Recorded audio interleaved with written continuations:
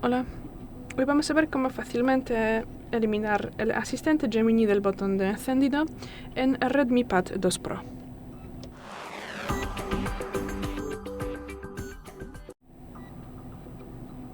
Para esto tendremos que al principio, pues vamos a ver. Pues si mantenemos pulsado el botón de encendido vamos a ver que el asistente nos sale y si no queremos que se active con ese botón tendremos que entrar en los ajustes.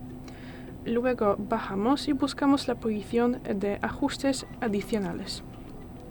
Luego entraremos en accesos directos por gestos y aquí en la primera posición ejecutar el asistente digital. Y bueno, hay que desmarcar esta posición. Luego salimos y vamos a comprobar. Y bueno, y el asistente no nos aparece más.